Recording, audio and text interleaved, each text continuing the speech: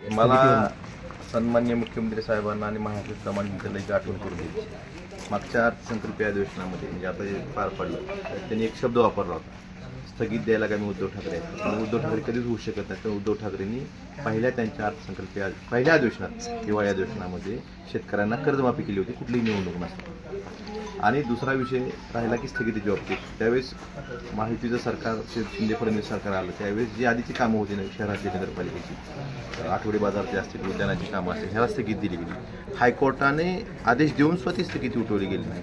आणि आता त्यांच्याच मंत्रिमंडळाच्या सहकार्याने जी कामं मंजूर केली होती त्या कामाला दुसऱ्या दिवशी स्थगिती दिली जाते।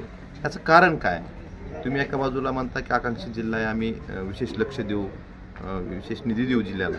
निधी द्यायचं तर लांबच, पण जी कामं गरजेची होती, जे जिल्ह्याचा हक्काचा जिल्हा नियोजन समिती निधी होता, वाटप त्यांनीच केलं होतं, वाटप आम्ही केलं नव्हतं, वाटप त्यांच्या सहकार्याने केलं होतं।